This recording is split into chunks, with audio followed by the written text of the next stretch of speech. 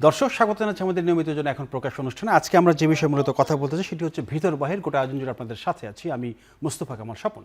6টি সংস্কার কমিশনের 84টি সংস্কার প্রস্তাব নিয়ে তৈরি হচ্ছে জুলাই সনদ। আগামী 15 অক্টোবর প্রধান উপদেষ্টার নেতৃত্বে সই হবে এই সনদ। তবে জুলাই সনদ বাস্তবায়নে গণভোটের সময় ও পদ্ধতি নিয়ে রাজনৈতিক মতবিরোধ রেখেই আলোচনা শেষ করেছে ঐকমত্য কমিশন। বিএনপি অধ্যাদেশে নির্বাচনের দিন গণভোট চায়, আর নভেম্বরে চায় জামায়াত এনসিপি। এছাড়া গণভোটে নোট অফ ডিসেন্ট রাখা না রাখাতে আছে মতভিন্নতা। গণভোটের প্রশ্ন কি থাকবে, ভিন্নমত থাকা প্রস্তাবগুলোর বাস্তবায়ন কিভাবে হবে, এসব বিষয়েও সুরাহা হয়নি। এদিকে আজ প্রতীক বিষয়ে শাপলা না দেওয়ার বিষয়ে ইসির কাছে আবারও স্পষ্ট ব্যাখ্যা চেয়েছে এনসিপি। শেখ হাসিনার আমলে যেই মুখগুলো ছিল তাদেরকে ফিরিয়ে আনা হচ্ছে বলে অভিযোগ করেছেন তথ্য উপদেষ্টা মাহফুজ আলম। গণঅভ্যুত্থানের পর যে ঐক্য দেখেছে বিশ্ব, সেই জুলাইয়ের জনগণকে হারানোর ব্যর্থতা আমাদের সবার। মোটামুটি এসব বিষয় নিয়ে আজ আমরা কথা বলতে চাই। স্টুডিওতে এখন প্রকাশে আজকে যারা কথা বলবেন রয়েছেন রহিন হোসেন প্রিন্স, সাবেক সাধারণ সম্পাদক সিপিবি, আছেন doctor Asaduzzaman Ripon, vice chairman BNP, এবং ডক্টর সাইফুল আলম চৌধুরী, শিক্ষক, ঢাকা বিশ্ববিদ্যালয়। তিনজনকে স্বাগত জানাচ্ছি। আমি প্রথমেই যেতে চাই ডক্টর আসাদুজ্জামান রিপন আপনার কাছে। সেটি হচ্ছে যে আপনারা এই যে অনেক আলোচনা হলো, অনেক দিন ধরে সংস্কার কমিশনের বৈঠক হলো, অনেক কথা হলো, অনেক কিছু হয়েছে, শেষ হয়েছে, সেই জায়গাটা একটা মানে বসন্তের একটা সুবাতাস মনে হলো আমাদের কাছে যে বিএনপি এই যে নির্বাচনের দিনে যে গণভোটের বিষয়টা, সেই জায়গাটায় নির্বাচনের দিন চাচ্ছে, আর জামায়াত এনসিপি চাচ্ছে হচ্ছে নভেম্বরে। এখন নভেম্বরে হলে অসুবিধা কি, আর নির্বাচনের দিন না হলে সুবিধাটা কি? কোন পক্ষ কতটুকু সুবিধা নিতে চায়? ধন্যবাদ আপনাকে। প্রথমত হচ্ছে, গতকালকে আমার পত্রিকা দি পিপলে আমরা একটা রিপোর্ট করলাম, সেটা হচ্ছে যে বাংলাদেশে পোভার্টি লেভেল রাইজ করছে। বাংলাদেশের দারিদ্র্যসীমা যে ইন্ডেক্সে ছিল, যে লেভেলে ছিল, এটা তা থেকে আরও রাইজ করেছে। তার মানে দেশের জনগণ দারিদ্র্যসীমার একটি কমফোর্টেবল জোনে নাই, ঠিক আছে? এবং এটা সূচকটা ঊর্ধ্বমুখী। একটা নির্বাচন করতে কত টাকা লাগে? আমি যদি বিগত সময় 3-4টা নির্বাচনের যেই পত্রপত্রিকা যে রিপোর্ট দেখেছি, প্রায় 8 থেকে 9 হাজার কোটি টাকা, মতান্তর প্রায় 1200 কোটি টাকা খরচ যায়। সেটা জাতীয় সংসদ নির্বাচন হোক, আর সেটা গণভোট হোক, অথবা সেটা রাষ্ট্রপতি নির্বাচন হোক, দেশের জনগণ যদি, প্রতিটি জনগণ যদি কোনো ভোটে অংশ নেয়, তাহলে সেই জনগণকে, অর্থাৎ জনগণের ভোটটা নেয়ার ব্যবস্থা করতে হলে টাকার অঙ্কটা মোটামুটি এরকমই একটা ব্যয় হয়। যদি প্যারালেলি যদি জাতীয় মানে অর্থাৎ যদি নভেম্বরে, আপনি যেটা বললেন জামাত এবং এনসিপির ওদের দাবি অনুযায়ী যদি নভেম্বরে হয়, তাহলে নভেম্বরে একটা 8-9 হাজার 10 হাজার কোটি টাকার একটা খেলা। এরপর আবার 2 মাস পরে, 2 মাস বা 3 মাস পরে আরেকটি মানে 10-12 হাজার কোটি টাকার আরেকটা মানে ব্যাপার। আচ্ছা, নির্বাচনকে আমরা খরচের দিকটাকে আপনারা গুরুত্ব দিচ্ছেন এরকম? আমি নাগরিক হিসেবে বলছি, এটা কি কারোরই বিবেচনায় নেওয়া উচিত না? অবশ্যই। এই যে পতিত স্বৈরাচার বাংলাদেশের অর্থনীতিটাকে যেভাবে এটাকে বিপর্যস্ত করে দিয়ে গেছে, ব্যাংকগুলোকে ফোকলা করে দিয়ে গেছে, আপনার ইসলামী ব্যাংকগুলোকে আপনার এক জায়গায় মার্জ করে ওই জায়গায় ওই ব্যাংকগুলোকে সম্ভবত ইউনাইটেড ইসলামী ব্যাংক নামে বোধহয় একটা নতুন একটা তা করা হচ্ছে। তারপরে ইভেন সরকারি ব্যাংক, যেটা আবুল বারাকাত একসময় অর্থনীতি সমিতির প্রেসিডেন্ট ছিলেন, তিনি যখন জনতা ব্যাংকের চেয়ারম্যান হিসেবে দায়িত্ব গ্রহণ করেন, তখন জনতা ব্যাংক একজন একটা স্টেট ওন ব্যাংক হিসেবে, অর্থাৎ রাষ্ট্রের মালিকানাধীন ব্যাংক হিসেবে জনতা ব্যাংক একটা লাভজনক ব্যাংক ছিল। এবং এই যে আবুল বারাকাত সাহেবকে যখন এই ব্যাংক পরিচালনার দায়িত্ব দিল, এরপর থেকে জনতা ব্যাংকটা লুজিং কনসার্ন হলো। এবং আপনি স্পষ্ট এখানে যদি আপনি গুগলে সার্চ করেন, তৎকালীন অর্থমন্ত্রী মিস্টার আবুল মাল মুহিত সাহেবের স্টেটমেন্ট থাকে রিগার্ডিং জনতা ব্যাংক সম্পর্কে, তাহলে আপনি দেখবেন সেখানে আবুল মাল মুহিত সাহেব অর্থমন্ত্রী থাকা অবস্থায় তিনি জনতা ব্যাংকের হাল সম্পর্কে বলেছিলেন। এক্স্যাক্টলি ওনার ভার্বাটিম কথাটি আপনি পাবেন, যে বারাকাত ব্যাংকটাকে শেষ করে দিয়ে গেল।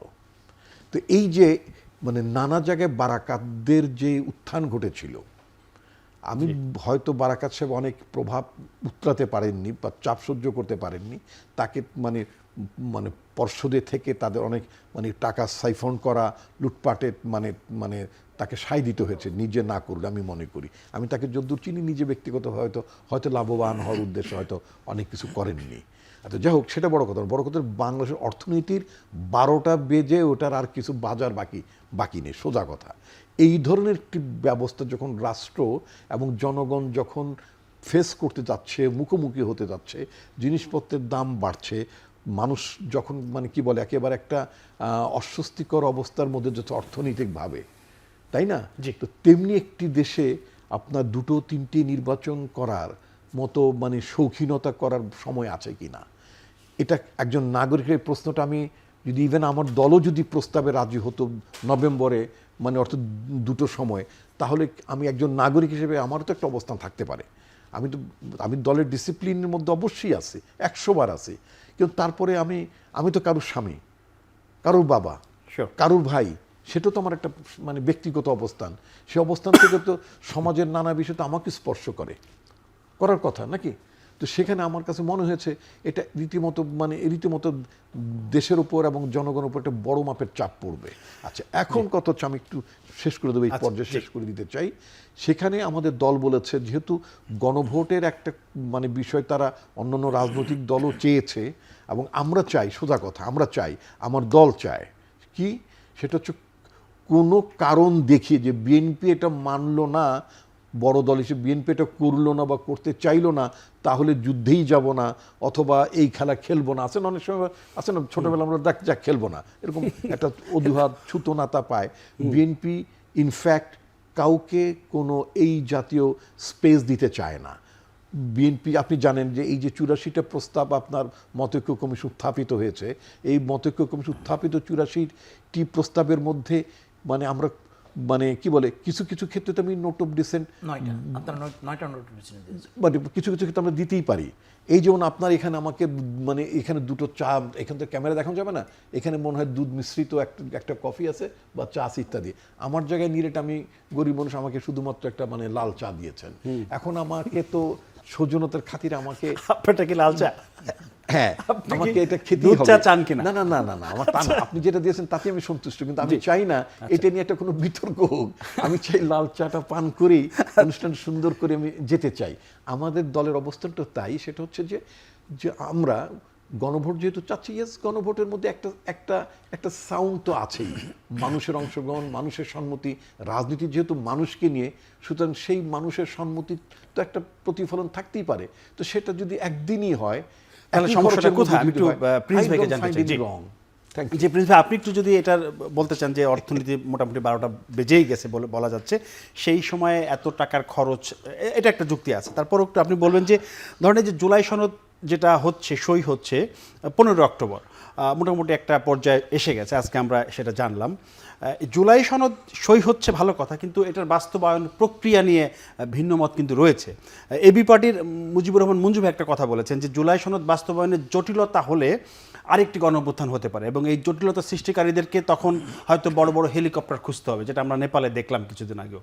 মানে আসলে কি এরকম কিছু হতে যাচ্ছে কিনা? না, আমি আপনার শেষ কথাটা দিয়ে বলি, ওই যে যার কথা বললেন, এইটাকে আমি খুব মানে কি বলে যে আমাদের আলোচনার টেবিলে গুরুত্বপূর্ণ না এরকম পপুলিস্টিক কথা। এটা মিডিয়া, আমাদের দেশে এখন মিডিয়া যেখানে দাঁড়িয়ে গেছে, কিছু পপুলিস্টিক মানে ভাইরাল এইটা হয়। যেমন এইখানেও যদি এরকম কিছু আমরা বলি, ওইটাই একটা হবে, কিন্তু আমি সেটার মধ্যে মানে ঢুকতে চাই না। টিকটক। কিন্তু কথাটাকে অন্যভাবে, সেটা হচ্ছে বাংলাদেশ যেখানে আছি আমরা, মানুষের যদি আকাঙ্ক্ষা পূরণ না হয়, আমি জেনারেল ফর্মে বলছি, তা নিশ্চয়ই অন্য ফর্মে কোনো একটা সময় দেখব, কিন্তু এখন এই আলোচনাটা জরুরি না। এবার আসি গণভোটের প্রশ্ন। আমার একটু রিপন ভাইয়ের শেষ কথা একটু প্রভুক্ত হচ্ছি, কারণ আসলে তো প্রথম দিকে তো বিএনপি এ বিষয়টাকে এরকম বলে নাই। এখন আপনি টাকা শুধু না, অবশ্যই টাকা একটা বিবেচনা, এবং এটা খুবই গুরুত্বপূর্ণ আলোচনা উঠেছে যে এই সময় আমাদের দেশে দারিদ্রতার সূচক ঊর্ধ্বমুখী। ঠিক এই সময় বড় বড় দুটো নির্বাচন, বলছি আমি নির্বাচনটা আসুক, তারপরে আমি বলছি যে সেটা, কিন্তু এটা তো বিবেচনা রাখতে হবে কি, আমি ওইটাকে শুধু টাকা না, তার সাথে অন্যটা মিলাচ্ছি। আপনি যে একটা গণভোট করবেন, আমাকে কি আপনি বলতে পারবেন, আমি যদি আপনার কাছে উত্তর চাচ্ছি না, কি কি প্রশ্নে গণভোট করবেন বলেন তো আমাকে। সেই প্রশ্ন তো এখনো ঠিক হয় না। আমি সেই কথা, এইটা তো ঠিক হয়নি। হ্যাঁ, 1 নম্বর, আরে এইটা কি এত সহজ? এই ভোটে গণভোটে কি প্রশ্ন থাকবে সেগুলো নিয়ে কোনো আলোচনা আমার হয়নি। ভোটার, গ্রামের কৃষক, ক্ষেতমজুর, শ্রমিক, তাদেরকে আপনি এগুলো বলতে পারবেন?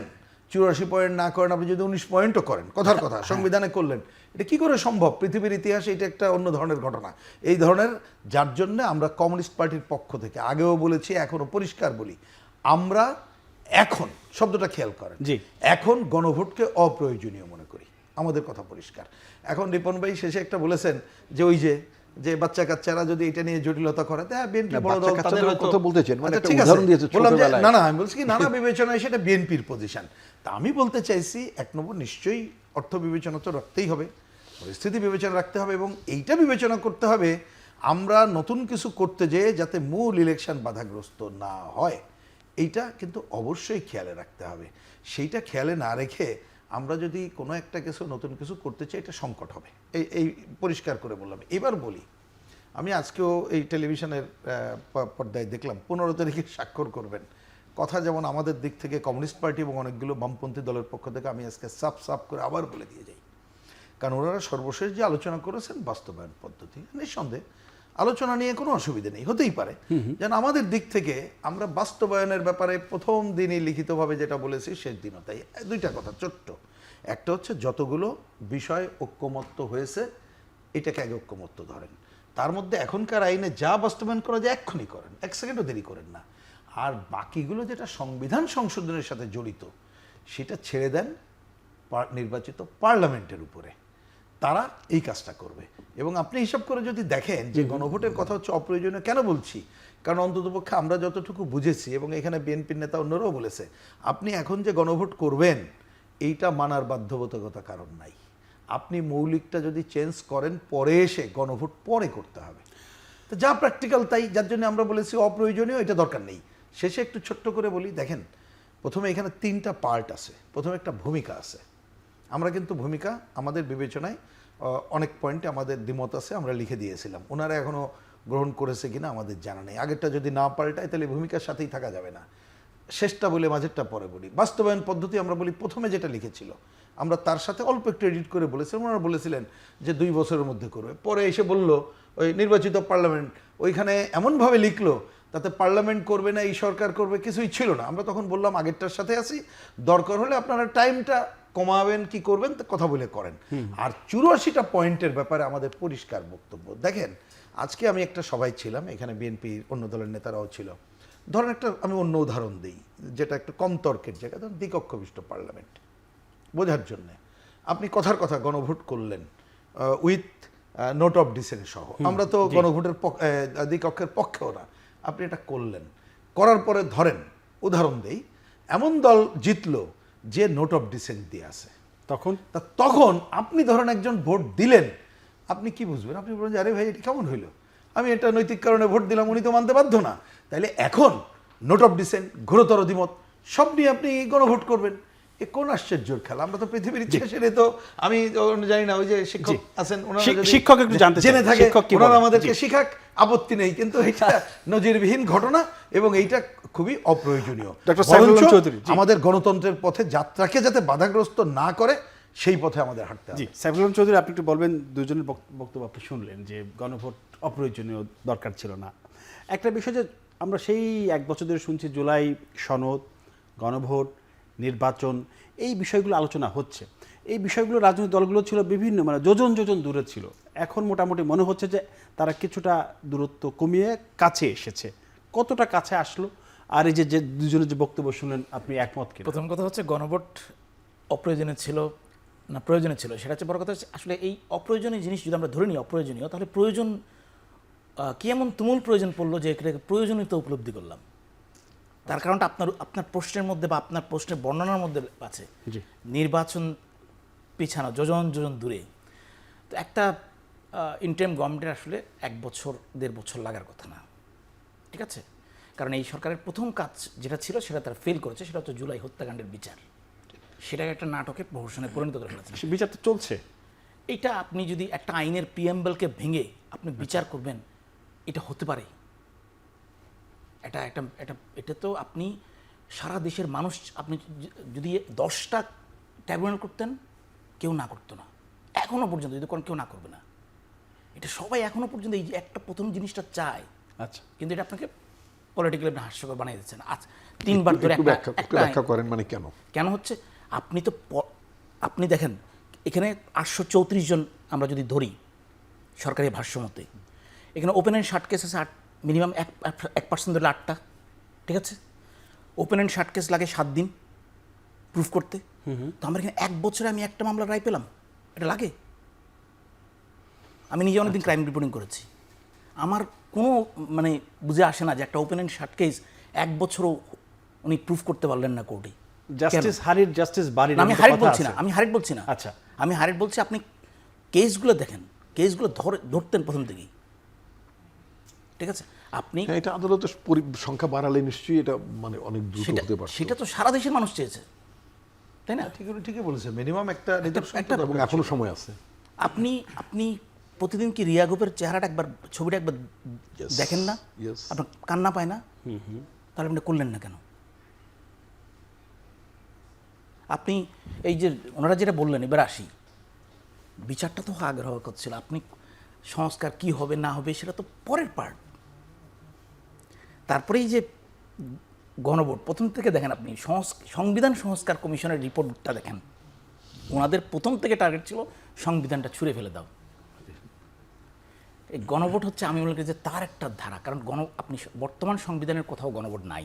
ইভেন আপনি যদি ফিরে যান 17 ডিসেম্বর হাইকোর্ট রায় দিয়েছে, গণভোটটা ফিরবে 20 এবং 21 আবার পুনঃস্থাপন হবে। সো গণভোটে ফিরবে, তত্ত্বাবধায়ক সরকার ফিরবে। যদি আমরা সেটা ধরে নিই যুক্তির খাতিরে, তাও আপনি জেনারেল ক্লজ অ্যাক্টের 1897-এর 6 ধারায় আপনি পারবেন না, কারণ ওখানে বলা আছে কোনো আইন পুনর্জীবিত করতে হলে সেটা সংসদে যেতে হবে। তাহলে তো সেই সংসদে ঠিক না? যেতে হচ্ছে, তাহলে তো সেই সংসদে আবার যেতে হচ্ছে। আপনি তো গণভোটে করতে পারেন না, তার মানে কি আপনি সংবিধানকে মানছেন না? আদালতে যদি কোনো আইন সম্বন্ধে যদি কোনো অ্যাম্বিগুইটি থাকে, অস্পষ্টতা থাকে, স্টিল না, এটা অ্যাপিলেট ডিভিশনে এখনো পেন্ডিং। তাহলে তো আদালত মানে সেখানে সংসদে যাওয়ার প্রয়োজন পড়বে না, আদালতে একটা ইন্টারপ্রিটেশন। আর আদালত ইন্টারপ্রিটেশন দিলে আইনটা যদি পুনর্জীবিত করে, কারণ আইনটা তো মরে গেছে, আইনটা যদি পুনর্জীবিত করতে হয় আপনি জেনারেল ক্লজ এটা মানতে হবে। আমি প্রফেসর সাহেবের সাথে একটু মানে আলোচনা করতে চাই এইভাবে, সেটা হচ্ছে যে যদি ধরুন আমরা যদি এইভাবেই যদি আমি মানে আলোচনাটা করি, এটা তো এখন স্টিল মানে মানে কোর্টে আছে এক, এবং আদালত এবং রাইট, এবং আপনার আদালত যদি এটা পুনরুজ্জীবন করে তো এটাকে নতুন করে কি আর মানে আপনার আদালত তো এক্সিস্টিং আইনের বাইরে যাবে না, উনি জেনারেল ক্লজ অ্যাক্টের বাইরে যাবে না। হচ্ছে যে যদি পুনরুজ্জীবন করে তাহলে অ্যাজ ইট ইজ যেভাবে ছিল সেইভাবেই হ্যাঁ, ওটা সেভাবে ফেরত আসবে, বাট ওটা সেভাবেই ফেরত করতে আসবে। গেলে যদি এটাকে যদি কোনো অল্টারেশন করতে চায়, কোনো পরিবর্তন আনতে চায়, সেটা সার্টেনলি তখন পার্লামেন্টে যেতে হবে, রাইট? মানে আলটিমেটলি পার্লামেন্টে যেতে হবে। নো, আলটিমেটলি না, যদি হুবহু যদি নতুন কিছু করতে চায়, হুবহু যদি পুনরুজ্জীবিত আদালতে তাহলে লাগবে না, আর যদি পরিবর্তন করতে চায় তাহলে পার্লামেন্টে কোনো বাক্য শব্দ কোনো কিছু পরিবর্তন হতে চাইলে তাহলে ওইটা ধরেন বর্তমান ক্রাইসিস অনুযায়ী, মানে একটা তো ক্রাইসিস সিচুয়েশন আমরা আছি, ট্রানজিশনাল পিরিয়ডে, ওইটা হয়তো আদালত ওনার মতো করে একটা ব্যাখ্যা দেবেন। যেমন আপনি লাস্ট হিয়ারিংয়ের দিন উনি কিন্তু জিজ্ঞেস করেছেন যে আপনারা যে তত্ত্বাবধায়ক সরকার চাচ্ছেন, আমাকে বলেন কবে থেকে চান। আচ্ছা, উনি স্ট্রেট জিজ্ঞেস করেছেন চিফ জাস্টিস। ঠিক। আচ্ছা, এটা কি খুব মানে আপনার মানে যৌক্তিক না? যদি কোনো এখন পর্যন্ত কোনো আইনজীবী প্রশ্নটা তোলেননি পৃথিবীর কোনো দেশে, অনেস্টলি বলি আমার জানা, আমি অনেক ঘাটাঘাটি করেছিলাম, কারণ এটা নিয়ে প্রচুর টকশোতে কথা বলেছি, এটা নিয়ে লেখালেখি করেছি আমি, এবং আমার একটা বই মানে একটা মানে বড় অংশও কিন্তু এটা নিয়ে, সেটা হচ্ছে যে একজন বিচারক তিনি রিটায়ারমেন্টের পরে তিনি সংক্ষিপ্ত রায় দিয়ে চলেই যেতে পারেন, কোনো সমস্যা নাই। সে ফর এক্সাম্পল মনে করুন কোনো কারণে আপনি উপস্থাপনা করছেন, আমাদের বোধহয় একটা পর্ব এখনো শেষ হয়নি, নাকি হয়েছে? একটা পর্ব শেষ হয়নি, এটাই শেষ হচ্ছে এখন। কোনো কারণে যদি একটা কোনো শেষ হলো মনে করেন, বা কোনো একটা জরুরি অবস্থার সৃষ্টি হলো যে আমার উপস্থাপকের দ্বিতীয় পর্বে তিনি তার কোনো ব্যক্তিগত কোনো কারণ, যে কোনো কারণে দ্বিতীয় পর্বে তিনি থাকতে পারবেন না, তাহলে অনুষ্ঠানের আয়োজক যারা তারা নিশ্চয়ই এটা কন্টিনিউ করাবেন। এর মানে এই নয় যে আপনি যে কোনো কারণে আপনি যাচ্ছেন না, মানে অর্থাৎ আপনি শারীরিকভাবে ঠিকই আছেন কিন্তু করতে পারছেন না, কিন্তু তার মানে শোটা তো বন্ধ হয়ে যাবে না। আদালত বিচারক অন্যান্য বিচারকরা তো ছিলেন মানে সুপ্রিম কোর্টে, তো সেই সুপ্রিম কোর্টের বিচারকরা উনি রিটায়ারমেন্টে যাবেন, বাকিরা ক্যারি করবেন। এটি হচ্ছে ভারত এবং অন্যান্য দেশে এটি রেওয়াজ। মার্কিন যুক্তরাষ্ট্র, আমাদের এখানে কি সেই রেওয়াজ না? আমাদের দেশে সেই রেওয়াজ, আমাদের দেশে সব রেওয়াজই আছে। আমার দেশের রেওয়াজ বাড়িতে চলে যাবেন, রিটায়ারমেন্টে যাবেন, রিটায়ারমেন্ট বেনিফিট গ্রহণ করবেন, নাতিপুত না ওইটাই নাতি না নাতিপুতি পালবেন, তারপরে অন্য আলোচনা নয়, এটা অন্য আলোচনা। উনি যেটা বলেছেন আমি আসছি, এখন উনি একটা রায় দিয়ে গেছেন, আদালতে এই প্রশ্নটা আসতে পারতো, উনি যে রায়টা দিয়ে গেছেন তো তত্ত্বাবধায়ক সরকার বাতিল, উনি কি এই রায় দিতে পারেন কিনা বাড়িতে বসে নাতি ওয়াও ওয়াও করতে করতে উনি রিপন ভাই, আমরা এটা সাইফুল ভাইয়ের পারেন বক্তব্য কিনা? শেষ আমি করি। সাইফুল- নিশ্চয়ই just- পারেন। হ্যাঁ, আমি please, please, আমি please. আপনার এই পয়েন্টটাকে গুরুত্ব দিচ্ছি এই কারণে যে বলছেন, আপনি যে পরেরটা বলছেন যে বিচারপতি এটা দেওয়ার সময় যেমন ওই জিজ্ঞেস পারেন না, করেছেন। জিজ্ঞেস করছে, উনি জিজ্ঞেস করেছিলেন। অন্য জিজ্ঞেস করবেন কিনা। রিপন ভাই যদি বলেন একজন বিচারপতি জিজ্ঞেস করেন কিভাবে, সেটা অন্য আলোচনা। কোনটা? কিন্তু আমি বিচারপতি বলছেন, আচ্ছা যাই হোক, আমি বুঝেছি যেটা উনি বলছেন যে বিচারপতি, হ্যাঁ, প্রধান উনি তো বিচারপতি। এটা প্রধান বিচারপতি, অন্য দেওয়ার আগে যেমন তত্ত্বাবধায়ক সরকার রায় দেওয়ার আগে এখানকার সরকারি কৌশলীকে জিজ্ঞেস করছে না, যে সেটা কবে থেকে আগে- এটা চান। তো বর্তমানে। হ্যাঁ হ্যাঁ, আমি বর্তমানেরটাই বলছি। উনি বলছেন যে অন্য রায় দেওয়ার সময় তো এটা জিজ্ঞেস করতে পারতেন, তাই তো বলতে চাইছেন। না না না না, আমি আমি আমি সেটাই, বলছি, আমি আমি একটু বলছি বুঝি। বর্তমান ক্রাইসিস উনি মোমেন্টে তা বলতে চান যেমন উনি এটা যদি আমরা যেমন এই যে হাইকোর্ট যে রাইটটা দিয়েছে, জি, জি, জি। সেটা ব্যাক, ওন এটা তো হিয়ারিং চলছে অ্যাপিলেট ডিভিশনে। আমি বলছি যে চিফ বর্তমান আসলে ক্রাইসিস সিচুয়েশনের কারণেই চিফ জাস্টিসের মনে হয়েছে এটা Yes, জিজ্ঞেস করা আমি দরকার সেটাই বলছি, যে যে জিজ্ঞেস করতে পারে। আপনারা আমার কাছে যে চাচ্ছেন ক্যারটেকার গভর্নমেন্ট, কারণ আমরা সবাই চাই ক্যারটেকার গভর্নমেন্ট ফিরে আসুক, কারণ আমরা আমি অলরেডি সেটাই বলছি। এক্সপিরিয়েন্স হয়ে গেছে যে বাংলাদেশে এটা উপযোগী। যে 4টা নির্বাচন ট্রানজিশনাল, না, এটাই সবাই চায়, উনি আর সেগুলা একটা জরুরি ফ্রি অ্যান্ড না, ফেয়ার এটার মোরলেস। বিকল্প হ্যাঁ, হয়তো ডিবেট আছে 19-20 যাই হোক, কিন্তু তো এটা ওনার কাছে আছে যে ক্যাটেগরি এবং হাইকোর্ট রায়ও দিয়েছে, অনারেবল হাইকোর্ট। সো সেই ক্ষেত্রে আসলে এখন আমি যদি বলি যে মানে চিফ জাস্টিস যদি বলেন বা অ্যাপিলেট ডিভিশনের ফুল বেঞ্চ যদি বলেন যে ঠিক আছে ক্যারটেকার গভর্নমেন্টের যে রায়টা দিয়েছে সেটা পুনর্বহাল হবে, তো উনি সেজন্য জিজ্ঞেস করছে কবে থেকে হবে। কারণ এখানে এটা যদি আপনার বর্তমান সিচুয়েশনে যেহেতু সংসদ নাই, যদি স্টেট অর্ডার হয়ে যায় তাহলে তো বর্তমান গভর্নমেন্ট ইনভ্যালিড হয়ে যায়। আচ্ছা, উনি যেটা বলছেন ইনভ্যালিড হয়ে যাবে, তো এটা তো বড় প্রশ্ন আসবে, তাহলে ভোট কার আন্ডারে হবে? ঠিক আছে, ঠিক তো আছে। এটার জন্য হয়তো বা সেগুলো হয়তো বা 21 তারিখে হিয়ারিংয়ে চলে আসবে, আমরা হয়তো দেখতে পাবো। কিন্তু এটা অত্যন্ত গুরুত্বপূর্ণ একটা ইস্যু। হ্যাঁ, যাই হোক, এটা আমরা দেখবো। উনি পুরো অনারেবল ফুল বেঞ্চ আছেন, Right. ওনারা নিশ্চয়ই এটা বিবেচনা করবেন। কিন্তু আপনি দেখেন গণভোটের যেটা হচ্ছে একটা অর্থনীতির বিষয় আছে, একটা হচ্ছে যেখানে 84টা বিষয়ের মধ্যে ধরে নিলাম যে 73টা বিষয়, যতগুলো পত্রপত্রিকায় পড়েছি 73টা বিষয় সবাই একমত। যদি একমত হয়, এতদিন ধরে 1 বছর ধরে এতগুলো মিটিং করলেন, দেশের মানুষ দেখলো, লাইভ দেখলো, আপনি কি মনে ধরেন বিএনপি ক্ষমতায় গেল অথবা জামাত ক্ষমতায় গেল অথবা এনসিপি ক্ষমতায় গেল, যেই ক্ষমতায় যাক, দেশের মানুষের সাথে এত বড় বাটপাড়িটা করতে পারবে যে এই 73টা বিষয়ে আপনি একমত হয়েছেন, আপনি এটা ইয়ে করবেন না, এটার জন্য বাস্তবায়ন করবো না। এটার জন্য আবার জনগণের ইয়া করবে লাগবে। এটা একমত আমি, এটা এটাই হয়। প্রধান কথা, এটা জনগণের উপরে আমি তো এটা রাজনীতি, দেওয়া উচিত। ওনারা তো রাজনীতি করেন দেশের জনগণের জন্য। আচ্ছা ঠিক আছে, আমি এবার না হয় দিলাম ওনাকে ভোট বা ওনাকে দিলাম, উনি যদি আমার সাথে আমি যে দিনের পর দিন এই লাইভগুলো দেখলাম, উনি কথা দিলেন আমরা এই 73টা বিষয়ে একমত, উনি কথা দিলেন আমি ভাই 60টা বিষয়ে একমত, উনি আসলেন বা উনি আসলেন, উনি 60টা করলেন না, উনি একটা করলেন না, আমি পরের বার ওনার ভোট দিব কেন? আর পরের 5 বছরই যেতে দেবো। আমি তো সরাসরি তখন এরকম টকশোতে বলবো, তো ভাই আপনারা তো বাটপারি করছেন পাবলিকের সাথে, সরি টু সে। কারেক্ট, সেটাই ঠিকই আছে। তো এই কারণ একজন রাজনীতিবিদের কাছে আপনি 500 কোটি টাকা দুর্নীতি প্রমাণ করার দরকার। আমি যে 50 টাকা দুর্নীতি করেছিল, এটা আমাকে ব্যারিস্টার মইনুল হোসেন বলেছিলেন ওয়ানের সময়, তখন তো আপনি জানেন, যখন জানাচ্ছিলাম হ্যাঁ, জানি। বলছে 50 টাকার দুর্নীতি যদি আপনি প্রুফ করতে পারেন কাগজে কলমে একটা যথাযোগ্য প্রমাণ সহ, ওই রাজনীতিকে আর জেল দেওয়ার দরকার নেই, কারণ তার ওখানে মৃত্যু ঘটে গেছে। যদি সে জি, তার ওই বোধ শক্তি সম্পন্ন রাজনীতি রিপন ভাই, আমরা থাকবে প্রথম পর্ব শেষ করি। ভোটের সময় জনগণই আসলে প্রুফ করাই দিবে। আমরা প্রথম পর্ব শেষ করি। হ্যাঁ, দর্শক please. একটা বিরতি নিচ্ছি, ফিরছি শীঘ্রই, আশা করি সাথেই থাকবেন।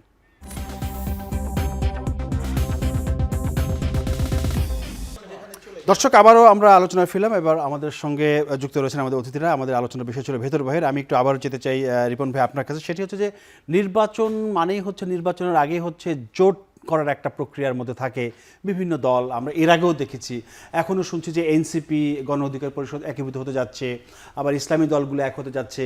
এনসিপিকে মাঠে আপনারা চান, এনসিপি মাঠে হয়তো আপনাদেরকে চায়, এরকম জোট ভিত্তিক অনেক আলোচনা ডালপালা গজিয়ে গেছে এর মধ্যে, যেহেতু ফেব্রুয়ারিতে নির্বাচন। সেই জায়গাটায় আপনারা আসলে কাকে চাচ্ছেন? আসলে আমরা যেটা বলতে চাই সেটা, আন্দোলনে যারা আমরা একসাথে ছিলাম, আমি খুব ব্রড স্কেলে বলতে চাই, সেটা হচ্ছে যে আমরা আন্দোলনের মাঠে যারা আমরা একসাথে রাজনীতি করেছি, আন্দোলন করেছি, ছোট হোক বড় হোক হোয়াট এভার, যাদের কন্ট্রিবিউশন আছে একটা স্বৈরাচারের পতনের বেলায়, যারা অবদান রেখেছেন বাংলাদেশে একটা গণতান্ত্রিক উত্তরণের বেলায়, একটা ট্রানজিশনে যারা ভূমিকা পালন করছেন, তাদের সাথে আমরা নির্বাচনের পরেও বৈতরণী পার হয়ে গেলেই যে মানে মানে পার হয়ে গেলাম তারপরে চিনি না তা না। আচ্ছা। আমার পার্টির অ্যাক্টিং চেয়ারম্যানের খুব ক্যাটেগরিক্যালি একটা কমিটমেন্ট আছেন সবাইকে নিয়েই। তাহলে আন্দোলন তো জামাতে করছে, আপনাকে জামাতের সাথে এরকম ইয়ে করবে? না, জামাতের সাথে কিন্তু আমাদের জোট ছিল না। আপনাকে একটা না, আন্দোলন তো হয়েছে, আন্দোলন হয়েছে সরকারের বিরুদ্ধে। তাহলে সরকারের বিরুদ্ধে আন্দোলন, জামাতের সাথে করে একটা হচ্ছে যদি একটা ইউনিটি গভর্নমেন্ট, যদি আমি খুব ক্লিয়ার বলি যে একটা ইউনিটি গভর্নমেন্ট যদি আমরা করতে চাই, এ টু জেড মানুষ আছে না, যুদ্ধকালীন সময়ে নানা ধরনের ক্রান্তিকালীন সময়ে সবাই মিলেই দেশটাকে চালাতে চায়, এরকম একটা পরিস্থিতি তো হয় অনেক সময়। তো এরকম ইউনিটি গভর্নমেন্ট যদি মানে করার ব্যাপারে আমি তো মনে করি এ টু জেড যারা পার্লামেন্টে যারা নির্বাচিত হবেন, জনগণ যদি কাউকে পার্লামেন্টে পাঠাতে পারে, তো জনগণের অভিপ্রায় তো সবচেয়ে বড়। তো সেখানে আপনি তো কাউকে জামাত হোক আর কমিউনিস্ট পার্টি হোক, আপনাকে এইভাবে তো কাউকে চিহ্নিত করা দরকার নেই। বাট জামাতের, হ্যাঁ, তবে একটা অফিসিয়াল পজিশন আমি যতদূর মনে পড়ে আমি আমার পার্টির তরফ থেকে দেখেছি, পার্টি যেটা মানে বলেছে, বিভিন্ন আমাদের পার্টির যারা দায়িত্বশীল নেতৃবৃন্দ তাদের বক্তব্য বিবৃতিতে বলেছেন যে জামাতের সাথে আমাদের ঐক্য হওয়ার কোনো, নির্বাচনী ঐক্য হওয়ার কোনো সুযোগ নেই, জোট মানে ঐক্য হওয়ারই কোনো সুযোগ নেই। জামাতের তরফ থেকে প্রবাবলি এরকমই মানে তারাও বোধহয় এরকম এই ধরনের মানে রেসিপ্রোকালি তারাও বোধহয় একই কথা বলেছেন। বাট আমরা যারা দীর্ঘ সময়ে মানে আমাদের সমমনা যে দলগুলো আছে তাদের সাথে, বিশেষ করে যদি গণতন্ত্র মঞ্চের কথা যদি বলি এবং অন্যরাও, মানে এখনো যাদের নাম আলোচনায় আসেনি অথবা যাদেরকে আপনি সম্ভাব্য মনে করতে পারেন, হোয়াট এভার, মানে আমি কাউকেই মানে ব্র্যাকেটের মধ্যে, আমি বন্ধনীর মধ্যে কাউকে রেখে কথা বলতে চাই না। আমি বলছি যে বিএনপি সম্ভবত বন্ধনীটা উন্মুক্ত রাখবে, এবং সেক্ষেত্রে আমরা মানে অনেককে সাথেই নিয়ে নির্বাচন এবং অনেককে সাথে নিয়ে সরকার, একটা মানে গভর্নমেন্ট অফ ইউনিটি, এরকম চিন্তা ভাবনা আমরা করব। এটা ভালো চিন্তা। আমরা যেতে চাই একটু প্রিন্স ভাই আপনার কাছে, আপনি একটু বলবেন, যেহেতু নির্বাচন নিয়ে আসলো, প্রতীকের বিষয়ে একটু জানতে চাই। আজকে একটু ঘটনা ঘটেছে, সেটি হচ্ছে আজ প্রতীক হিসেবে শাপলা কেন দেয়া হবে না, এটা এনসিপি নির্বাচন কমিশনের কাছে স্পষ্ট ব্যাখ্যা চেয়েছে, এবং তারা বলেছে যদি প্রতীক হিসেবে শাপলা দেয়া না হয় তাহলে ধানের শীষ, তারপরে ধান, পাট বা ওই যে তারকা, এগুলা আর কি তারা বাদ দিতে হবে। এর আগে সার্জিস আলম বলেছিলেন যে আমি একটু স্বপন একটু ব্যাখ্যা দিই আপনাকে, শাপলা ছাড়া, আমি যদি যতটুকু বুঝি আমি মানে প্রিন্সের সাথে, সেটা হচ্ছে যে আমাদের যে জাতীয় প্রতিষ্ঠান, মানে আমি যদি বলি রাষ্ট্রপতির কার্যালয়, প্রধানমন্ত্রীর কার্যালয় বা বিভিন্ন জায়গায় যেখানে শাপলাকে যেভাবে মানে বেষ্টনী করে যেভাবে শাপলা মানে এমব্লেমটা আমরা যেভাবে ব্যবহার করি এবং রাষ্ট্রীয়ভাবে ব্যবহার হয়, সেক্ষেত্রে বলেছেন সেখানে ধান, পাট ইত্যাদি থাকতে পারবেন, এরকম কিছু বলে। তার মানে এই নয় যে ধানের শীষ থাকবে না বা পাট থাকবে না। আচ্ছা প্রিন্স ভাই আপনি একটু, জি না, আমি বুঝি ওরা কি বলেছে সেটা তো আপনি বললেন, মানে শাপলা দিলে ক্ষতিটা কি, আর না দিলে, আমার পয়েন্ট হচ্ছে অন্য জায়গায়। আচ্ছা, এইটা নিয়ে এত কেন পেঁচাপেচি? সেটাই তো, এই জায়গাটায় এত অনেকদিন ধরে এটা হচ্ছে। যেহেতু তারা যদি জানতে চায় একটা জিনিস চেয়েছে, কেন দিচ্ছে না, নির্বাচন পরিষ্কার ব্যাখ্যা দিয়ে দিক। আমার কথা, এটা দেরি করা উচিত না, বরঞ্চ এই যে আমরা একটা যে নির্বাচনী যাত্রায় যেতে চাই, নির্বাচন কমিশন, নির্বাচন ব্যবস্থার নানা ধরনের সংস্কার কার্যক্রম দরকার, যেটা আমরা পত্রিকায়, টেলিভিশনে দেখতেছি। মানে শাপলা দিলে কি কোনো সমস্যা এরকম? না, আমাকে ব্যক্তিগতভাবে যদি বলেন, নানা বিবেচনা, আমি মনে করি শাপলা না দিয়ে প্রয়োজন নাই। এই কারণ শাপলা আমাদের একটা জাতীয় প্রতীক, এবং যেভাবে তার বিন্যাসগুলো আছে, এইটা না দিলে ভালো। কিন্তু এটা নির্বাচন কমিশনের এখতিয়ার। আমি এটা নিয়ে তর্ক বিতর্ক রাজনীতির অন্য জায়গার থেকে, আমরা রাজনীতির অন্য জায়গায়, আমি ইন্টারেস্টেড যে নির্বাচনে টাকার খেলাটা কি হবে, সেটা কি করতেছে সে, নির্বাচনে কিভাবে কোনো পেশি শক্তি যাবে না, মানুষ কিভাবে ভয়ের রাজত্ব থাকবে না, কিভাবে সাম্প্রদায়িক প্রচারণা হবে না, এই জায়গাগুলো প্রশাসনিক কারসাজি হবে না, নির্বাচন কমিশনের মেরুদণ্ডটা কেমন, এইগুলো বরঞ্চ জনগণের সামনে সে প্রতিবাদ করুক। সুতরাং একটা দলের সাথে এইটা নিয়ে এত ঝিলাঝুলি করা খুব জরুরি কাজ বলে আমরা মনে করি না। এইটা হচ্ছে আমার এই ব্যাপারে কথা। এবং নির্বাচন নিয়ে আমি আরেকটা কথাই বলে শেষ করি, কারণ এখানে যেমন আমাদের দিক থেকে পরিষ্কার বক্তব্য, আমরা মনে করি যে নির্বাচনের যে তারিখ ঘোষিত হয়েছে, আমাদের বরঞ্চ এখন অনেকগুলো দৃশ্যমান কাজ, প্রধানত নির্বাচন কমিশন, কিছুটা সরকার, আমি তো নির্বাচন কমিশনের উপরই আমি তীরটা খাড়া করতে চাই, তার কতকগুলো কাজ এমনভাবে করা উচিত যে আমরা নির্বাচনী যাত্রায় পৌঁছে গেছি, এইটা দেখা দরকার। কিন্তু কারণ আমরা যত নির্বাচনের কথা বলছি, জনগণ কিন্তু এখনও তাদের প্রশ্ন শেষ হচ্ছে না যে নির্বাচন কি ঠিক মতো হচ্ছে, তো মানুষ এটা কেন করবে? তাহলে আমাদের কতগুলো যাত্রার মধ্যে এমনভাবে যেতে করতে হবে মানুষ, হ্যাঁ, আমি বলছি যে সেই কাজটা বরঞ্চ তারা যদি করে, সেইটা কিন্তু আপনি দেখবেন অনেক আলোচনার সমস্যার সমাধান হবে। আর এক বাক্যে বক্তব্য হচ্ছে যে আমরা কমিউনিস্ট পার্টি, আমাদের একটা জোট আছে, বাম গণতান্ত্রিক জোট, আমরা নির্বাচনে বাম গণতান্ত্রিক প্রগতিশীলদের নিয়ে একটা আলাদা বলয়, নির্বাচনী বলয় গড়ে তুলব, কর্মসূচি ভিত্তিক আমাদের একটা ঐক্য হবে। সেইখানে এই দলের বাইরে বিভিন্ন শ্রেণী পেশার মানুষ এবং বিশিষ্ট ব্যক্তিবর্গ যারা বাম গণতান্ত্রিক এই ধরনের নিজেকে মনে করেন বা আমরাও মনে করি, তাদেরকে নিয়েই আমরা আমাদের এইটা বাম বলয়ের একটা আলাদা বাক্স গড়ে তুলেই আমরা এবারের নির্বাচনী সংগ্রামে অংশ নেব। আমরা সেই পথেই হাঁটার চেষ্টা করছি।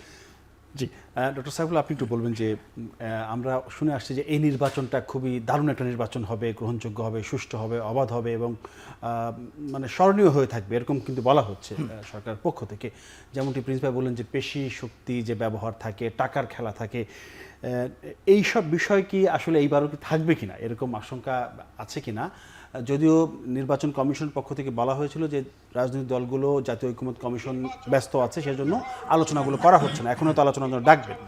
ওইটা না করে ওইটা না বলে আপনি একটু জানতে চাচ্ছি যে এই যে পেশি শক্তি, টাকার ব্যবহার, অবাধ, সুষ্ঠু একটি মানে স্মরণীয় একটি নির্বাচন, সেই নির্বাচনটা আসলে কতটুকু কি কোন দিকে যেতে পারে? প্রথম কথা হচ্ছে আপনি দেখেন, প্রিন্স ভাই এবং রিপন ভাই থাকবে, আপনিও দেখেছেন 2008 সালের যদি নির্বাচন ধরি বা তার আগে 1996, 91 যেগুলো চারটা ফ্রি অ্যান্ড ফেয়ার হয়েছে, প্রত্যেকটাতে দেখেন ওরা 3 মাসের মধ্যে নিয়ে, তার আগেই এখন আসছে 4, যদি আমরা প্রথমার্ধ ধরি চিফ অ্যাডভাইজারের ফার্স্ট উইক যদি আমরা ধরি, ফার্স্ট উইক না ধরলাম 15 তারিখ পর্যন্ত ধরলাম, 15 তারিখে ধরলাম, তাহলে 4 মাস 6 দিন আছে এক্স্যাক্টলি, কিন্তু তাই তো? ঠিক, তাই তো? 4 মাস 6 দিনে আপনার নিউজ বুলেটিনে, সেই আপনার এই টক শোতে আলোচনার বিষয় কি হওয়ার ছিল? আলোচনা হওয়ার কথা ছিল কে কোথায় হেভিওয়েট প্রার্থী, কে নির্বাচন কমিশন কোথায় লুফলস আছে, তাই না? কিন্তু এখন আমরা আলোচনা করছি কি গণভোট হবে কি হবে না, জুলাই সনদ গণভোট, জুলাই সনদ গণভোট এনসিপির প্রতীক হবে কি হবে না, তাহলে নির্বাচনটা কোথায়? এখন তো করেনি তফসিল ঘোষণার, আপনি হ্যাবিওয়েটটা কেন মাপামাপি করবেন? পরিবেশটা তো আমরা এখনো ওইভাবে 6 মাস আগে থেকে চেয়ারম্যান ইলেকশনে যে সাজ রব হয়, সেই রবটা তো বিকজ আমাদের এখানে ওয়েস্টার্নের মতন আমাদের এখানে রিয়েলি শ্রীমণি নির্বাচনটা আরো নির্বাচন তো আমরা এবার আরো উৎসব শ্রীমণি হওয়ার কথা, কারণ আমি 16 বছর পরে আমি একটা ফ্রি অ্যান্ড ফেয়ার ইলেকশন পেতে যাচ্ছি, একটা নির্বাচন আশা করতে করছি, তাই তো আশা করছি অ্যাটলিস্ট।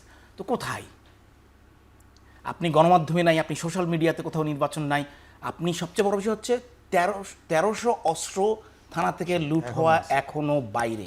পুরস্কার ঘোষণা করা হয়েছিল, তারপরও তো কাজের কাজ কিছু হয় নাই। শোনেন, ওই যে আমরা যখন ক্রাইম রিপোর্টিং করতাম তখন পুলিশের আইজিপিকে বলতাম যে মাঝে মাঝে পুলিশ ঘোষণা দিত আজকে স্বরাষ্ট্রমন্ত্রী আসবে, আজকে পুলিশের আইজিপি যাবে, অস্ত্র উদ্ধার হবে। তো বাংলায় একটা কথা আছে, মিলাদ দিয়ে ভালোবাসা হয় না। আপনি ঘোষণা দিয়া অস্ত্র উদ্ধার করবেন, এটা হয় নাকি? যে অস্ত্রটা চুরি করছে বা নিয়ে গেছে সে কত হাত, এই মাঝখানে আপনি দেখবেন যে অনেক জায়গায় উদ্ধার হয়েছে, পুলিশ বলেছে যে অনেক অনেক হাত ঘুরে তারপর তারা অস্ত্রটা পেয়েছে। এসএসএফের অস্ত্রগুলো এখনো উদ্ধার হয়েছে?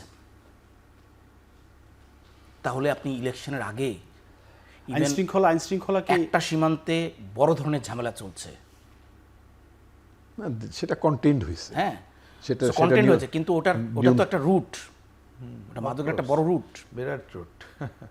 অর্থ এইগুলা কতটা ভালনারেবল আমরা জানি না। আচ্ছা, আপনি অস্ত্র নিয়ে কারো মাথা ব্যথা নাই, ইলেকশন করবেন, এতগুলো অস্ত্র বাইরে, ফ্রি অ্যান্ড ফেয়ার ইলেকশন করতে চান, একটা হত্যাকাণ্ড যদি ঘটে সেটা দায়কারী সরকারের না হবে না এই রেসপন্সিবিলিটির জন্য? যদি একটা হলো, তাহলে হত্যাকাণ্ড হলো না, মারামারি হলো, সেটা রেসপন্সিবিলিটি সরকারের না? তাহলে সেটা তো আপনার সেই উদ্যোগটা কোথায়? আপনি একটা পুরস্কার ঘোষণা করলেন, বসে আছেন, একটা অস্ত্র উদ্ধার হলো না এখনো পর্যন্ত।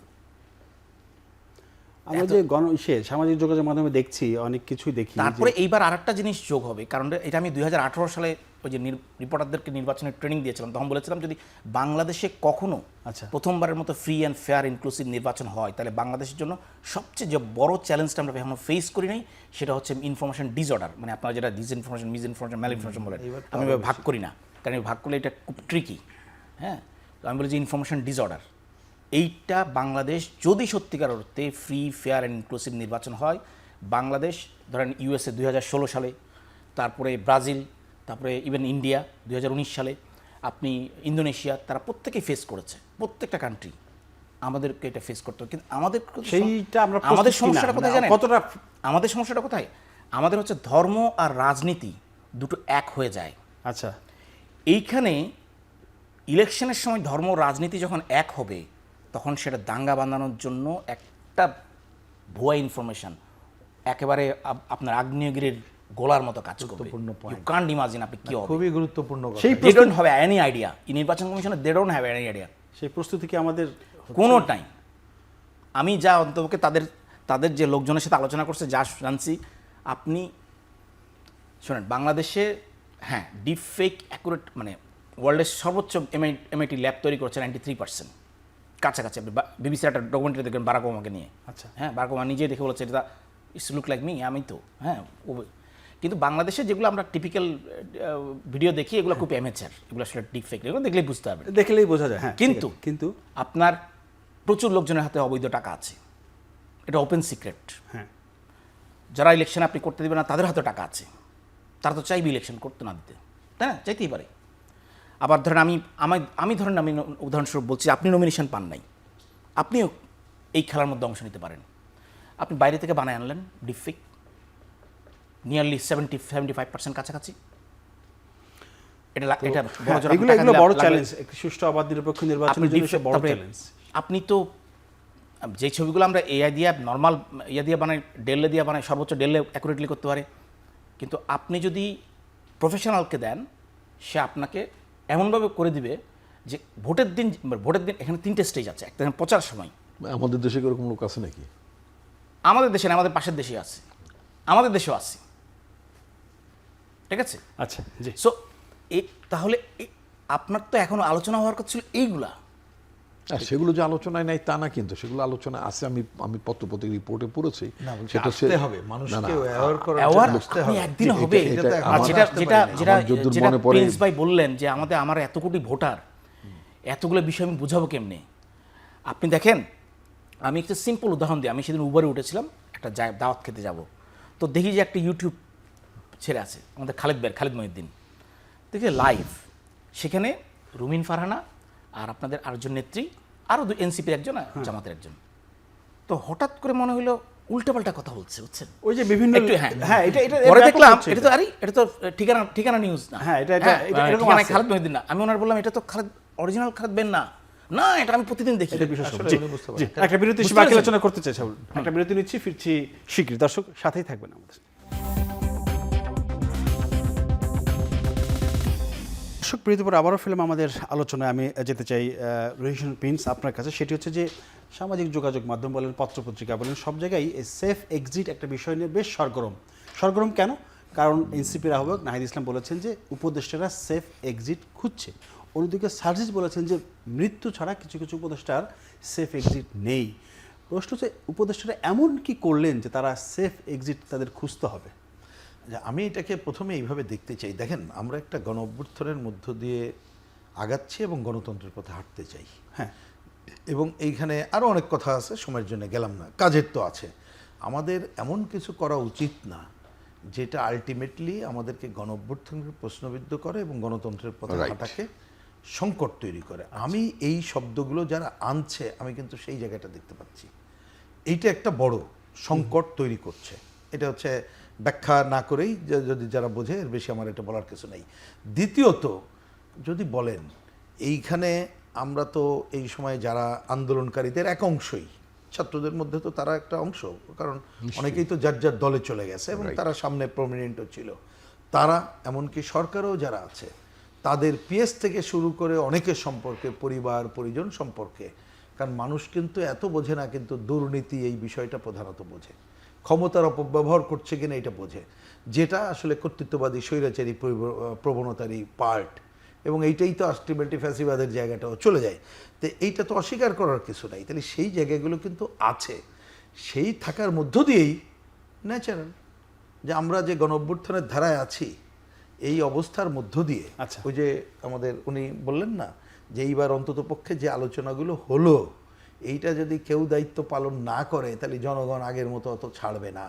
তা জনগণ এত একটা গণ অভ্যুত্থান করে কর্তৃত্ববাদী স্বৈরাচারী ফ্যাসিস্ট সরকারকে এই দেশ ছাড়া শুধু করলো না, আপনি ব্যাংকের গভর্নর থেকে শুরু করে কি বলে যে বাইতুল মোকাররমের খতিব সহ সবাই চলে গেল। আচ্ছা, তাহলে এইরকম একটা পরিস্থিতিতে কেউ যদি এর মধ্যে থাকে তাহলে তার পরিণতি কি হবে, এটা কিন্তু খুবই স্বাভাবিক। তো এটা আমাদের কথা পরিষ্কার, যে কথাগুলো যেহেতু আসছে, যারা বলেছে তাদের নামগুলো ওপেন করা উচিত। এই বিতর্ক তৈরি মানে হচ্ছে গণঅভ্যুত্থানকে যেমন প্রশ্নবিদ্ধ করা, আগামী নির্বাচনকেও কিন্তু সংকটে ফেলে দেওয়া, জি, আমি একটু সেইটা সাইফুল- যাতে কেউ না জি। করে। সুতরাং আমি মনে করি সরকারের পক্ষ থেকে যারা আছে তাদেরকে এই ব্যাপারে আরো উন্মুক্ত করা উচিত, এবং যে প্রথমেই কথা বলেছে ওই এনসিপির আগে যে উপদেষ্টা ছিল, তিনি কিছুদিন আগে উপদেষ্টা ছিলেন, জি। তার নিজেরই ওপেন করা উচিত। ওকে, সাইফুল আলম সুবীর, আপনি একটু বলবেন যে মানে এক্সিট হবে, এক্সিট সেফ এক্সিটের কথা বলা হচ্ছে, কিন্তু এক্সিট তো হওয়া উচিত অনারেবল। হ্যাঁ, মানুষ ক্ষমতা থেকে Through ছেড়ে দেবে, election. তারপর জনগণের সাথে মিশে যাবে, এটাই ডেমোক্রেসির বিউটি। সেই যে অনারেবল না হয় কেন সেফ কথাটা বারবার আসছে? দেখেন, ওই যে আপনি তো তাহলে 111-এর যেতে হবে। 111 তো একটা এক ধরনের অলিখিত, আমরা যদি জানি যে এক ধরনের সেফ এক্সিট হয়েছিল এবং তারা দেশের বাইরে আছেন। সো সেখানে তার মানে আসলে শুরুতে দেখেন, শুরুতে ওই সময়ে ওই যে দুর্নীতি বিরোধী টাস্ক ফোর্সের নামে 50 জনের লিস্ট, এর লিস্ট, এবং আমি যতটুকু জানি ওই সময়ে ওই পুরোটাই প্রিমেডিটেটেড, মানে -2 করার জন্য পুরোটাই ছিল একেবারে নাটক সাজানো, ঠিক আছে?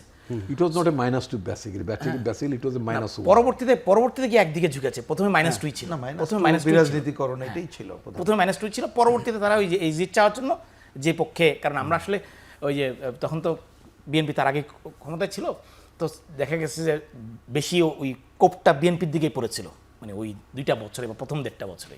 তো যাই হোক, তো ফলে তারা ওইরকম করেছে দেখে তাদেরকে একটা সেভ এক্সিট দিয়েছে। তারপরে সেই আপনার প্রশ্ন, কিন্তু আমার কথা হচ্ছে আপনি যদি ফ্রি অ্যান্ড ফেয়ার ইলেকশন দিতে না পারেন, আচ্ছা, তাহলে এক্সিট পাওয়াটা ডিফিকাল্ট, কারণ এটা 2007 না।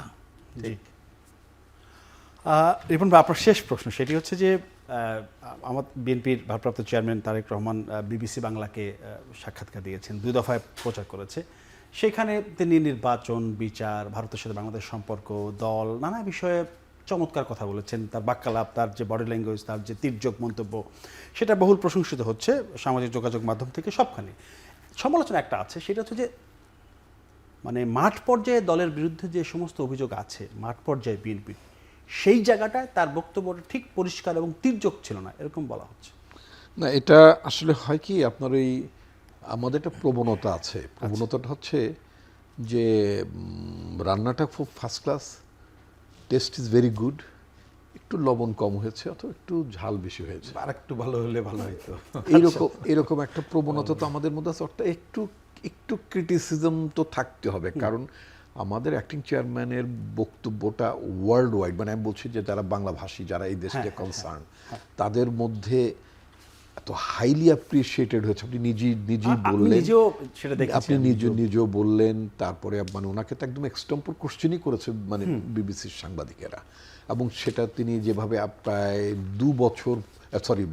20 বছর পরে তিনি একটা অলমোস্ট মানে পার্টির প্রধান হিসেবে, মোটামুটি পার্টির প্রধানের মতোই তো তিনি এইভাবে তিনি ফেস করেছেন। এটা কিন্তু, এবং এই প্রথম এইভাবে উনি হয়তো জয়েন্ট সেক্রেটারি হিসেবে আগে অনেক আগে কথা বলেছেন, কিন্তু ওই কথার এবারে কথা তো এক না। এটা রাষ্ট্র, সমাজ, দেশ, আপনার পলাতক লীগ, ভবিষ্যৎ, গণতন্ত্র, প্রেস ফ্রিডম, হোয়াট নট, পুরো বিষয়টি নিয়ে তিনি কথা বলেছেন। সেখানে তিনি সমস্ত বিষয়গুলো উল্লেখ করেছেন। আমি যদি এভাবে বলি, উনি মনোনয়নের ক্ষেত্রে যেই বিষয়গুলোকে তিনি হাইলাইট করেছেন, কারা মনোনয়ন পেতে পারেন, সেটা কিন্তু আপনি যে প্রশ্নটি করেছেন তাতে কিন্তু ওই জায়গাতে তিনি কিন্তু উত্তর দিয়ে ফেলেছেন। বলা হচ্ছে যে তির্যক ছিল না, অবশ্যই তির্যক। এর একটি দল মিনহোয়াইল 7,000-এর মতো নেতা কর্মীকে শাস্তির আওতায় এনেছে, কাউকে পদ স্থগিত করেছে, কাউকে বহিষ্কার করেছে, এবং আপনি সবচেয়ে ভেরি ইন্টারেস্টিং, স্থায়ী কমিটির সদস্য থেকে শুরু করে ভাইস চেয়ারম্যান পর্যায় থেকে শুরু করে অনেকে পর্যন্ত মানে এটা কিন্তু কখনোই চিঠি দিয়েছে, জি, এটা কখনই কাউকে সতর্ক করা, করা, এগুলো এই ধরনের কখনই ঘটনা ঘটেনি। তিনি কিন্তু মানে সংগঠন পরিচালনার ক্ষেত্রে তিনি কিন্তু ভীষণ খুব কঠোর মনোভাবের। এটা কিন্তু মানে উনি খুব টাফ ছিলেন না বা তির্যক অবস্থা ছিলেন না, এটা কিন্তু ঠিক না। বরং আমি অনেস্টলি বলি, আমি পার্টি তো একেবারে জন্মলগ্ন না, বলা যায় জন্মলগ্নের প্রক্রিয়ার সাথে যুক্ত ছিলাম তখন থেকেই। তাতে আমি তিনজন প্রধান, আমি শহীদ প্রেসিডেন্ট জিয়াউর রহমান, আমাদের পার্টির বর্তমান মানে চেয়ারপারসন, এবং ওনার সাথে তিনজনের সাথে আমি মানে কাজ করার সৌভাগ্য আমার হয়েছে। আমি মনে করি এত প্র্যাগমেটিক্যালি তিনি এই জিনিসগুলো হ্যান্ডেল করেছেন, এবং মানে আমি ভীষণ আশাবাদীতে তার নেতৃত্বে দল নিশ্চয়ই দল তো ঘুরে দাঁড়িয়েছেই, এবং দেশও ঘুরে দাঁড়াবে ইনশাল্লাহ। ধন্যবাদ জানাচ্ছি ডক্টর আসাদ রিপন, ধন্যবাদ জানাচ্ছি রুহুল হোসেন প্রিন্স এবং ডক্টর সাইফুল আলম চৌধুরী, তিনজনকে অসংখ্য ধন্যবাদ। দর্শক, আজ এ পর্যন্তই। আগামীতে নতুন কোনো বিষয়ে আমরা কথা বলবো। সে পর্যন্ত সবাই ভালো থাকবেন, নিরাপদে থাকবেন। সবাইকে ধন্যবাদ। শুভরাত্রি।